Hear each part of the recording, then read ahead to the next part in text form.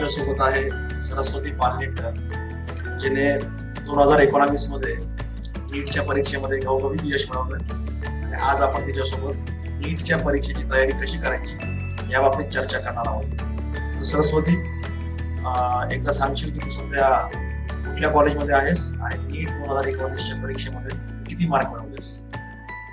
Good morning sir. So मी 2019 मध्ये नीट दिली होती, ज्याच्यात मला 602 मार्क्स होते आणि आता सध्या मी ग्रँट मेडिकल कॉलेज जे हॉस्पिटल. आपल्या विद्यार्थ्यांना सांगशील, जे विद्यार्थी हा इंटरव्ह्यू पाहतायत, ही मुलाखत पाहतायत, की तू नीटच्या परीक्षेची ऍक्च्युली तयारी कशी केलीस? नीटची तयारी म्हणजे 11th-12th मध्ये मी असं काही फार म्हणजे मला माहित नव्हतं की काय करायचं असतं, कशी तयारी करायची असती. सो मी रिपीटर होते आणि रिपीटर बॅचमध्ये होते मी. तर मग बेसिकली काय की फिजिक्सचे खूप सम्स, टाईपचे सम्स करायचे, फॉर्म्युला लक्षात ठेवायचे आणि बायोमध्ये NCERT पूर्ण म्हणजे लर्न असायला पाहिजे. आणि केमिस्ट्रीमध्ये पण खूप कॉन्सेप्ट असतात जे समजून घेणं इम्पॉर्टंट असतं. त्याच्यानंतर पेपर सॉल्व्ह करायचे आणि मोस्ट इम्पॉर्टंट की डाऊट्स जर असले तर ते सॉल्व्ह करून घ्यायचे त्याच वेळेला. सरस्वती, जे नवीन विद्यार्थी आहेत, जे विद्यार्थी आता 11वी मध्ये जस्ट गेलेत आणि जे आता नीटची तयारी सुरू करतायत, त्या सर्वांचा हा खूप कॉमन क्वेश्चन असतो, तिन्ही विषयाचा टाइम कसा मॅनेज करायचा, फिजिक्स, केमिस्ट्री, बायो. तर तो टाइम मॅनेजमेंट कसं केलंस त्याबद्दल थोडंसं बोलशील? टाइम मॅनेजमेंट म्हणजे बेसिकली आता जर 11th मध्ये असतील स्टुडंट्स तर त्यांना बहुतेक तरी कॉलेज पण असतं आणि जर ते अटेंड जरी करत असतील रेग्युलर तर क्लासेसमध्ये टाइम जातोच त्यांचा. मग क्लासेसमध्ये जे काही शिकवत असतील ते घरी येऊन एकदा रिवाइज करणं इम्पॉर्टंट आहे. आणि जसं क्लासेसला आता सपोज 1 तास फिजिक्स, 1 तास बायो, 1 तास केमिस्ट्री असं जरी असेल तरी त्याच्यानंतर घरी आल्यावर ते रिवाइज करणं आणि जे आपल्याला मोर डिफिकल्ट जातं त्याला जास्त टाइम देणं. म्हणजे जर फिजिक्सचं जर काही कळत नसेल तर फिजिक्सला जास्त टाइम द्या आणि बायोचं रिव्हिजन रेग्युलर असायला पाहिजे. मग तू वेळ कसा दिलास? म्हणजे फिजिक्सला किती वेळ दिला, केमिस्ट्रीला किती वेळ दिला आणि बायोला किती वेळ दिला? तसं तर लास्टच्या 2 महिन्यात माझा पूर्ण टाइम मी डिवाइड करून ठेवला होता. जवळपास फिजिक्सला 3 तास, बायोला 3 तास, केमिस्ट्रीला 3 तास असं ऍव्हरेज होत होतं. म्हणजे त्या हिशोबाने तू डेली 9 तास अभ्यास करायचीस? हा, 9 तास आणि रिव्हिजन जे काही असेल किंवा क्वेश्चन सॉल्विंग, पेपर सॉल्विंग ते वेगळा 3 तास. ते आणखी वेगळे 3 तास? लास्ट 2 महिन्यात तर ऑफकोर्स असं करावंच लागतं. त्याच्या आधी जर तुम्ही म्हटलात 11th स्टँडर्डचे स्टुडंट्स आहेत, त्यांना अजून वेळ आहे. मग त्यांना एवढं स्ट्रेनच करायची गरज नाही आहे. पण तरी ते आपलं कॉलेजचा टाइम, क्लासेसचा टाइम आणि बाकी ऍक्टिव्हिटीज करायचा टाइम नीट डिवाइड करून मॅनेज करू शकतात. हे झालं टाइम मॅनेजमेंट कसं करायचं. विद्यार्थ्यांचा आणखी एक खूप कॉमन प्रश्न असतो की फिजिक्ससाठी आणि केमिस्ट्रीसाठी आणि बायोसाठी हे जे सक्सेसफुल कॅन्डिडेट आहेत, जसं फॉर एक्झाम्पल तू जशी तयारी केलीस 11वी 12वी, त्यानंतर तू रिपीटही केलंस, तर तू एक्झॅक्टली बुक्स कोणते रेफर केले? जसं फिजिक्ससाठी तू NCERTचे पुस्तकं बघितलेत का, केमिस्ट्रीसाठी बघितलेत का, फिजिक्ससाठी प्रॉब्लेम सॉल्व्हिंग साठी तू कुठली पुस्तकं वापरशील, ते एकदा विद्यार्थ्यांना सांगशील? फिजिक्ससाठी एक तर हे आहे की जेव्हा क्लासेस चालू होते तेव्हा मी नोट्स बनवायचे, तर त्या नोट्समध्ये कॉन्सेप्ट क्लिअर होऊन जायचा. पण जर इन डेप्थ अजून वाचायचं असेल, कारण काय NCERTचे क्वेश्चन्स फिजिक्सचे खूप आय थिंक मोर दॅन नीट एम्समध्ये विचारले जातात. एम्स आणि जिपमरसाठी पण आता जर म्हणजे पूर्ण आय थिंक एकच एक्झाम झाली आहे सगळ्यांसाठी. हा, मग पॉसिबल आहे की त्या वेळेस ते क्वेश्चन्स इन्क्लूड करू शकतात NCERTचे पण. मग एकदा एक रीडिंग घेतली NCERTची तर ऑब्व्हियसली हेल्पफुल असणार आहे खूप. आणि त्याच्यात कॉन्सेप्ट पण एकदम सिम्पल लँग्वेजमध्ये एक्सप्लेन केलेले असतात. तिन्ही विषयांसाठी की स्पेसिफिक विषयांसाठी? नाही, तिन्ही विषयांसाठी. आणि मी हे आता सध्या फिजिक्सचं बोलत होते, की फिजिक्स जरा अच्छा. असं एनसीईआरटी निग्लेक्ट केलं तरी चालून जात होतं, बट आय डोंट थिंक आता ते पॉसिबल आहे. कारण बऱ्याचशा विद्यार्थ्यांना फिजिक्स जे एनसीईआरटीचं बुक आहे त्याची लँग्वेज थोडीशी टफ वाटते आणि लवकर समजत नाही ते. हां. तर मी असं सजेस्ट करीन, की आधी तुम्ही तुमच्या क्लासेसमध्ये जेव्हा हे शिकवलं जाईल टॉपिक, जेव्हा तुम्हाला कळेल की सॉल्व्ह कसं करतात सम्स, पूर्ण टॉपिक झाल्यावर एकदा फक्त रीडिंग करा. जर काही नाही कळलं, कॉन्सेप्ट नवीन असेल, तर टीचर्सकडून समजून घ्या. तर यामध्ये विद्यार्थ्यांना सांगशील की नोट्स प्रिपेअर करण्याचं महत्व किती आहे, म्हणजे तू नोट्स कशा प्रिपेअर केल्या आणि नोट्सचा तुला कसा फायदा झाला? ऑफकोर्स. नोट्स म्हणजे कसं असतं, की आपल्या पर्सनलाइज्ड जे आपल्याला डिफिकल्टी असेल किंवा जे आपल्याला इम्पॉर्टंट वाटतं, ते आपण लिहून ठेवतो. मग नोट्स म्हणजे हे नाही, की तुम्ही सगळं टेक्स्टबुकमध्ये दिलेलं सगळं कॉपी करा. कारण का त्याचा काही पॉइंट नाहीये. ते टेक्स्टबुकमध्ये पण आहे आणि तुमच्या नोटबुकमध्ये पण सेम. तर एक आहे, की जे तुम्हाला डिफिकल्ट वाटतं. आता केमिस्ट्रीमध्ये इनऑर्गॅनिक केमिस्ट्रीचे खूप हे असतात, एक्सेप्शन्स असतात.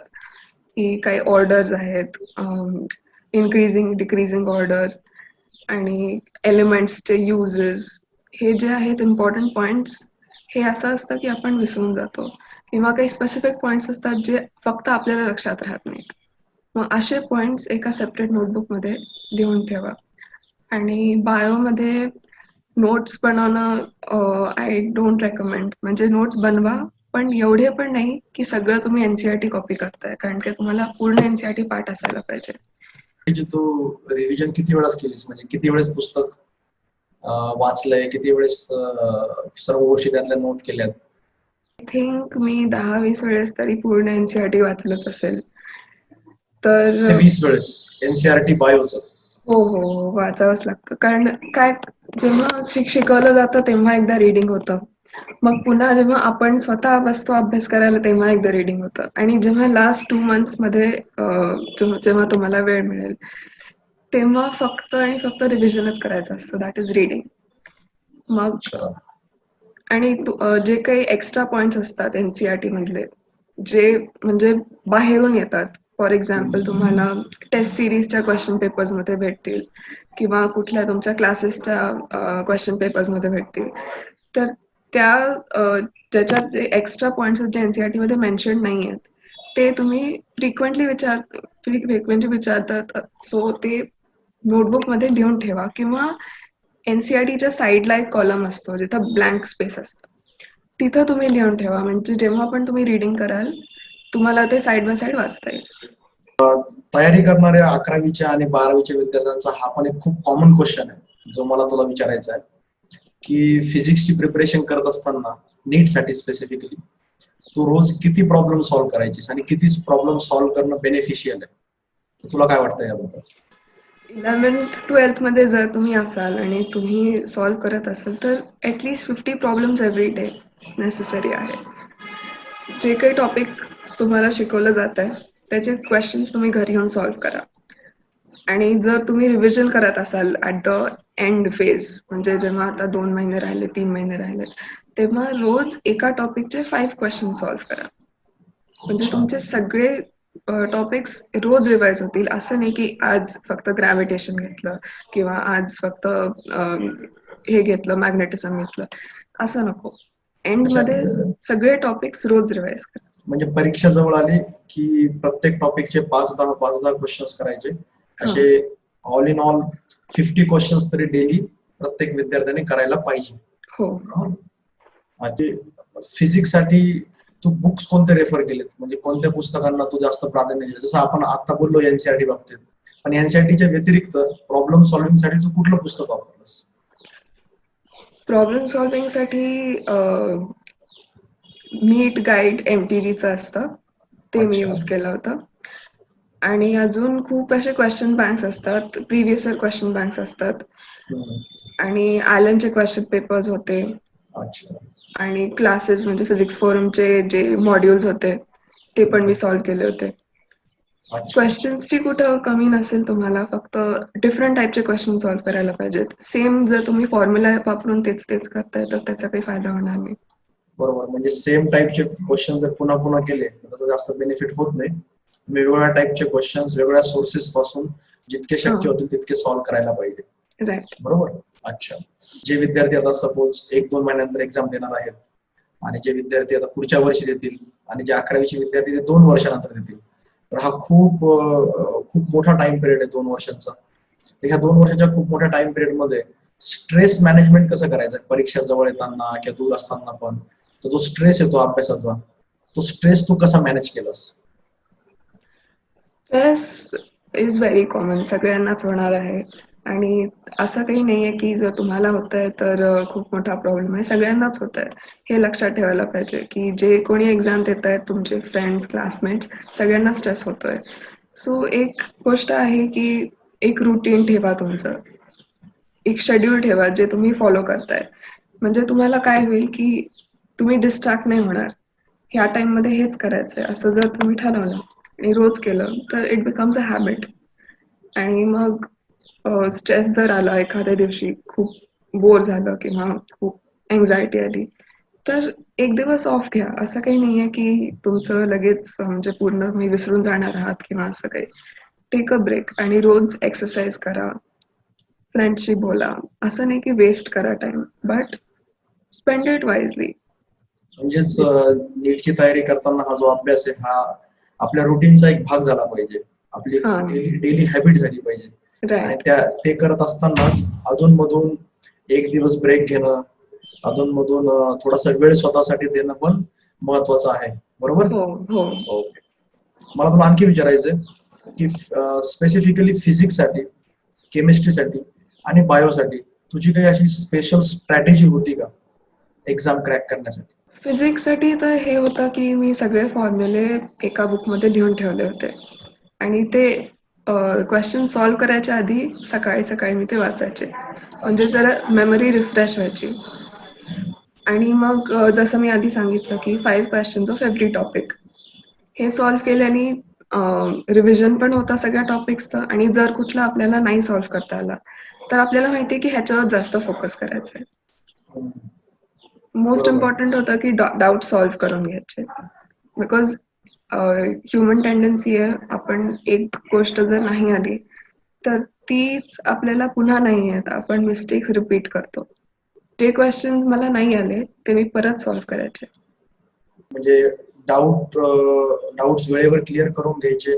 हा रोज सकाळी फॉर्म्युले वगैरे रिवाइज करायचे किंवा समजा केमिस्ट्रीचे पॉइंट्स असतील वगैरे रिवाइज करायचे आणि मेमरी रेग्युलरली रिफ्रेश करत राहायची. हा कारण की नॅचरली आपण काही दिवसानंतर काही गोष्टी विसरतो. हो. जर आपण त्यांची रेग्युलर रिव्हिजन केली तर त्या गोष्टी बरोबर लक्षात राहतात. केमिस्ट्रीमध्ये एक हे आहे की जे इनऑर्गॅनिक केमिस्ट्री असतं त्याच्यात खूप फॅक्ट्स असतात जे तुम्हाला लक्षात ठेवावेच लागतील. त्याला काही एक्सप्लेनेशन नाही आहे असं as such. So you have to remember it. आणि रिमेंबर करण्यासाठी reading and revision is very important. Physics मध्ये मला वाटतं रिमेंबर करण्यासारख्या गोष्टींची संख्या केमिस्ट्री आणि बायोपेक्षा कमी आहे. बरोबर. हो हो. फिजिक्स फिजिक्स जास्त. Is more like maths. हा, फिजिक्स त्याच्यात मोर लाईक तुम्हाला मॅथ्स. लॉजिक आणि प्रॅक्टिकल जे आहे ते समजूनच तुम्हाला सॉल्व्ह करावं लागतं. बायोमध्ये एक होतं की जेव्हा पूर्ण सिलेबस संपला होता आणि फक्त आता क्रॅश कोर्स आणि म्हणजे सुट्ट्याच होत्या क्लासला मोस्टली. आणि तेव्हा स्वतःचा स्टडी करायचा टाइम होता. मग तेव्हा मी काय केलं होतं की एव्हरी टॉपिक म्हणजे सपोज एक युनिट आहे प्लांट फिजिओलॉजी फॉर एक्झाम्पल. तर प्लांट फिजिओलॉजीमध्ये अराउंड 4 to 5 चॅप्टर्स असतील. तर मी एक चॅप्टर घेऊन मी माझ्या फोनमध्ये टायमर लावायचे की आता हे 20 मिनिट्समध्ये कम्प्लीट करायचं आहे. 20 to 20 मिनिट्समध्ये. सो ते टायमर लावून मला मोटिवेशन यायचं की आता माझा टाइम चाललाय, मला हे करायचंच आहे. कारण काय होतं परत परत सेम रीड करायला खूप बोर होतं. म्हणजे तुम्ही एवढ्यांदा वाचलंय ते आणि आता परत वाचायला माइंड डिस्ट्रॅक्ट होतं आणि झोप यायला लागते. दुसरं काहीतरी करावं वाटतं असं. अच्छा अच्छा. म्हणून मग मी टायमर लावायचे आणि ते टायमर 20 मिनिट्समध्ये मी पूर्ण टॉपिक कम्प्लीट करायचे. मग 5 मिनिट्सचा ब्रेक घ्यायचा, परत 20 मिनिट्समध्ये पूर्ण टॉपिक रीड करायचं. Fast reading method. म्हणजे तुम्ही जे काही अंडरलाईन केलंय किंवा जे इम्पॉर्टंट पॉईंट साईडला लिहिलंय, डायग्राम्स बघितलेत, ते पुन्हा एकदा रिवाइज करायचं. असं जर तुम्ही अच्छा. 2 तास केलं तर तुमचे 4-5 टॉपिक्स तर व्हायलाच पाहिजेत नक्की. म्हणजे एक युनिट तर झालं. म्हणजे ही तुझी स्ट्रॅटेजी होती जेव्हा एक्झाम जवळ आली तेव्हा, हो. शेवटच्या 1 महिन्यामध्ये, 2 महिन्यामध्ये, हां. राईट? शेवटच्या 1 महिन्यामध्ये एक्झाम जेव्हा खूप जवळ असते किंवा शेवटच्या 2 महिन्यामध्ये तुला काय वाटतं की कुठल्या गोष्टीवर जास्त भर द्यायला पाहिजे? काय गोष्ट जास्त महत्वाची आहे आणि कुठल्या गोष्टींवर जास्त भर दिल्याने कदाचित नुकसान होऊ शकतं. तर कुठल्या गोष्टी महत्वाच्या आहेत आणि कुठल्या गोष्टी महत्वाच्या नाहीयेत? त्याबद्दल एकदा बोलशील? असं असतं की जेव्हा एक्झाम एंडला येते, तेव्हा वाटतं की माझ्याकडे हे पुस्तक पण होतं, हे क्वेश्चन्स पण होते, जे मी नाही सॉल्व्ह केले. आणि असं वाटायला लागतं की जे नाही सॉल्व्ह केले तेच एक्झाममध्ये येणार आहे. अच्छा. सो हे जे आहे ना, हे फिअर, एन्झायटी ह्याला थोडंसं बाजूला ठेवून आपल्याला हे फोकस करायला पाहिजे की किती पण अभ्यास केला तरी सगळे क्वेश्चन्स जे तुमच्याकडे आहेत बुक्समध्ये किंवा कितीही बुक्स जे आहेत ते तुम्ही नाही सॉल्व्ह करू शकत. बरोबर आहे. म्हणून जे इम्पॉर्टंट आहे, जे इम्पॉर्टंट कॉन्सेप्ट्स आहेत, त्याला तुम्ही स्ट्रेंथन करा. जे जे काही आयडियल बेसिक फिजिक्स आहे किंवा बेसिक केमिस्ट्री आहे, ते त्याच्याकडे लक्ष द्या. म्हणजे जशी एक्झाम जवळ येते तसं बेसिक्सकडे जास्त लक्ष द्यायला पाहिजे. हो, बेसिक कन्सेप्ट्सवर बेसिक्सकडे जास्त. हां. आणि ऑफकोर्स रिव्हिजन म्हणजे बायोचं तुम्ही रोज रिव्हिजन करायला पाहिजे. रीडिंग रोज व्हायला पाहिजे आणि असं व्हायला पाहिजे की आता जेव्हा तुम्ही क्वेश्चन बघता, क्वेश्चन पेपरमध्ये बायोचा सपोज, तर तुम्हाला इमिडिएटली हे व्हायला पाहिजे की कुठे होतं ते. म्हणजे हा क्वेश्चन आणि हे आन्सर NCERTमध्ये कुठं लिहिलं होतं? अच्छा. कुठं वाचलं तुम्ही? हे तुम्हाला जर क्लिक झालं, तर इट मीन्स की तुमचं एकदम मेमरी स्ट्रॉंग झाली आहे. म्हणजे you should be able to, मतलब तुम्हाला ते ओळखता आला पाहिजे की हा प्रश्न कुठल्या टॉपिक मधला आहे, कुठल्या हां. पेजवर असेल. हां, राइट. तर ऑल इन ऑल बायोसाठी तरी ऍटलीस्ट तुम्हाला एनसीईआरटी तुमचा प्रायमरी सोर्स आहे हो, आणि त्यालाच रेफरन्स धरून तुम्ही पूर्ण प्रिपरेशन केली पाहिजे. बरोबर? राइट. आणि मला काही थोडं असतात जे पॉइंट्स नसतात NCERTमध्ये. ते पॉइंट्स तुम्हाला बाकीच्या क्वेश्चन पेपर्समध्ये, ॲलनमध्ये किंवा दुसऱ्या टेस्ट सीरीजमध्ये किंवा क्लासेसच्या पेपर्समध्ये मिळतील. तर जे फ्रिक्वेंटली आस्क्ड असतात, जे रिपीट होतात, तर ते तुम्ही NCERTच्या साइडला लिहून ठेवा. अच्छा. म्हणजे अलोंग विथ NCERT तुम्ही बाकी सगळं पण रिवाइज करताय. जे तुमचे क्वेश्चन्स रॉंग झाले होते. परीक्षा जवळ असताना तू किती मॉक टेस्ट वगैरे दिल्यात फायनल एक्झाम देण्याच्या आधी? एव्हरी ऑल्टरनेट डे तरी मी एक पेपर सॉल्व्ह करत होते. आणि ते पण म्हणजे टाइम लावून, जो नीटचा टाइम 2 to 5 आता चेंज झालाय का तोच आहे? नीटचा टाइम आय थिंक तोच आहे, ते 2 to 5 आहे. मग 2 to 5 मी रोज नाही, ऑल्टरनेट डे तरी पेपर सॉल्व्ह म्हणजे करत होते. ज्या वेळेला फायनल एक्झाम होणार आहे हां. त्याच वेळेमध्ये तू अल्टरनेट डेला एक फुल सिलेबसची टेस्ट द्यायचीस हो. आणि टेस्ट दिल्यानंतर तू त्याचे मार्क्स किती आले त्याला अनालाइज हां. पण करायचीस की किती हां. मार्क्स आले आणि कुठे आपण मागे पडलो, कुठले कुठले टॉपिक्स आपले स्ट्रॉंग आहेत, कुठले हो, वीक हो, आहेत. हो. राईट? एक्झॅक्टली. हां. आणखी एक महत्वाचा प्रश्न की तो जो एक्झामचा 3 तासाचा वेळ असतो त्यामध्ये बायोला किती वेळ द्यायला पाहिजे, केमिस्ट्रीला किती वेळ द्यायला पाहिजे आणि फिजिक्सला किती वेळ द्यायला पाहिजे, त्याबद्दल एकदा सांगशील? मग मी 3 इयर्समध्ये फर्स्ट ऑफ ऑल मी बायो घेत होते. कारण काय ते एकदा झालं. फर्स्ट ऑफ ऑल त्याला सगळ्यात जास्त वेटेज आहे. म्हणून ते तुम्ही आधी सॉल्व्ह करायलाच पाहिजे. बरोबर. मग तुमचं बायो झालं म्हणजे ऑलमोस्ट 30 to 40 मिनिट्समध्ये माझे सगळे क्वेश्चन्स होत होते. 40 मिनिट्स मध्ये बायोचे सर्व क्वेश्चन्स होतात. हां. अच्छा. मग 40 मिनिट्स झाले की केमिस्ट्रीचे जे इनऑर्गॅनिक आणि ऑर्गॅनिकचे क्वेश्चन्स आहेत, म्हणजे जे डायरेक्ट तुम्ही आन्सर करू शकता विदाउट एनी कॅल्क्युलेशन, असे अच्छा. क्वेश्चन्स तुम्ही केमिस्ट्रीचे सॉल्व्ह करा. आणि ते झालं की फिजिक्सचे पण, जे अच्छा. काही फिजिक्सचे फार कमी असतात तसे, पण जे काही आहे ते आधी सॉल्व्ह करून टाका. म्हणजे जे इन्स्ट्रुमेंटवर विचारलेत किंवा थिअरीवर विचारलेत थेअरी असे बेस्ड क्वेश्चन. क्वेश्चन जे आहेत त्यांना हां. पहिले देऊन घे, पहिले ते सॉल्व्ह करायचे, पहिले त्यांचे हां. आन्सर स्टिक करून घ्यायचे. हां. अच्छा. मग असे क्वेश्चन्स घ्या. फिजिकल केमिस्ट्रीचे पण फार काही क्वेश्चन असतात, म्हणजे 10-15 असू शकतात क्वेश्चन्स. बरोबर. तुम्ही जे थिअरी क्वेश्चन झाले की ते सॉल्व्ह करून टाका. कारण काय न्यूमरिकल्स. न्यूमेरिकल्स केमिस्ट्रीचे. अच्छा. आणि मग फायनली कम टू फिजिक्स. फिजिक्सला म्हणजे हे सगळं व्हायला तुम्हाला अराउंड 1.5 hour लागेल. म्हणजे फक्त थेअरीचे क्वेश्चन करायला. नाही, बायो आणि थिअरीचे क्वेश्चन्स करायला. अच्छा, बायोला 40 मिनिटं हा. आणि केमिस्ट्री आणि फिजिक्सचे फक्त थेअरीचे क्वेश्चन करायला लेट अस से आणखी 40 मिनिट किंवा 50 मिनिट, हा. Which comes to 1.5 hour. Right. एक तास, एक दीड तास त्याच्यामध्ये गेला. हा. आता आपल्याकडे 1.5 तास आहे आणि आपल्याकडे केमिस्ट्रीचे न्यूमेरिकल्स करायचे आणि फिजिक्सचे न्यूमेरिकल्स करायचे, राईट. बरोबर? तर केमिस्ट्रीचे न्यूमेरिकल्स करायला फार काही वेळ नाही लागत. तुमच्याकडे 5 to 10 क्वेश्चन्स असतील, असं काही फार कॅल्क्युलेशन पण नसतं त्याच्यात. अच्छा. बेसिकली फॉर्म्युला यूज करून तुम्हाला आन्सर काढायचं असतं. हम्म. मग ते लवकर होऊन जातं, ते आधी करा. आणि मग त्याच्यानंतर जो काही टाइम उरलाय तो फिजिक्ससाठी द्या. आणि एस्पेशली फिजिक्ससाठी पूर्ण 1.5 hour दिला तरी चालेल.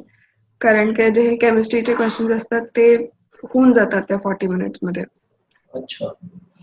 सो म्हणजे 1.5 hour फिजिक्ससाठी उरायचा माझ्याकडे. अच्छा, so your strategy was first 1.5 hour for bio and chemistry, and next 1.5 hour for physics and maybe some numericals from chemistry, हा, right? Exactly. So first 1.5 hour मध्ये सगळे थिअरीचे क्वेश्चन झाले पाहिजे, बायो आणि केमिस्ट्रीचे आणि थोडेफार फिजिक्सचे पण. नेक्स्ट 1.5 hour मध्ये केमिस्ट्रीचे न्यूमेरिकल्स आणि फिजिक्सचे सर्व न्यूमेरिकल्स. फिजिक्सचा मला वाटतं almost 90% part is numerical, right? Yes. So you used to give, you gave 1.5 hour to physics in the final exam, हा, right. which is quite more actually.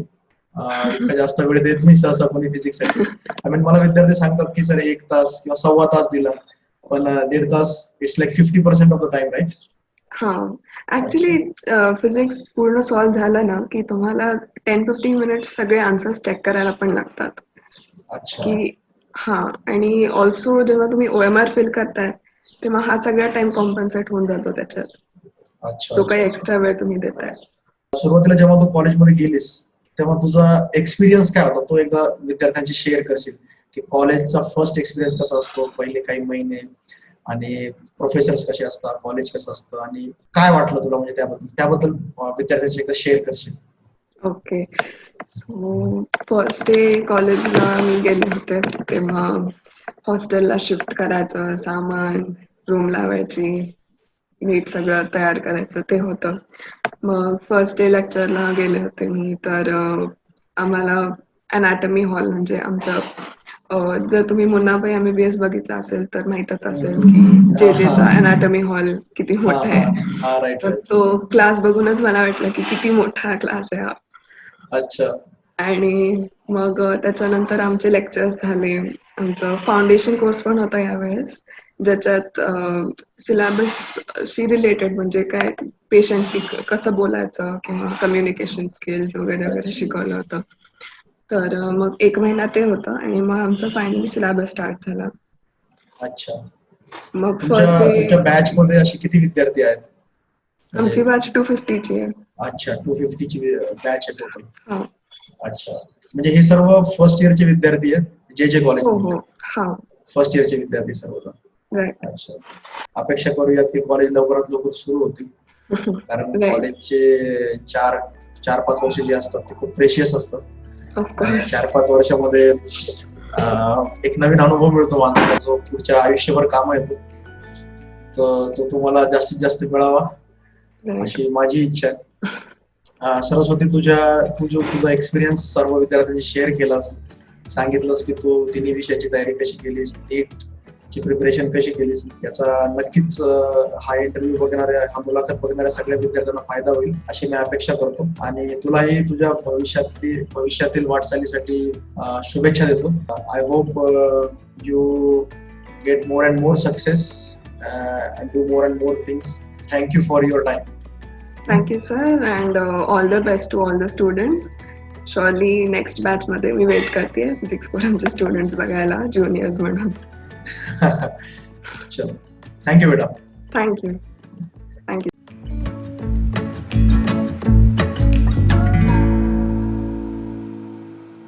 मला असं म्हणजे हे फॉर्मल असं करताना सवय नाही ना, तर ते एकदम मला पहिले असं वाटलं की आपण असं गप्पा मारत मारत करावं. तुम्ही म्हटलं गप्पा मारत मारत ते कसं होईल, की ते बरोबर होईल का? बट चांगलं झालं. बघते ठीक पोरांचा काय होतं. रिस्पॉन्स आहे की हो. काय म्हणतात मुलं. त्यांना कसं आहे की आम्ही किती पण सांगितलं ना तरी त्याला ते कसं तुला मार्क्स पडले तू ऑलरेडी केलंय ना ते तुला जास्त फरक पडतो आणि तू नेमकं मागच्या वर्षीच केली ना एक्झाम. मी बेसिकली तेच केलं जे मला टीचर्सनी सांगितलं. आता टीचर्स त्यांना पण सांगताय.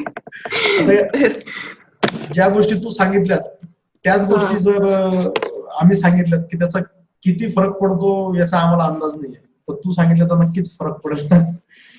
I hope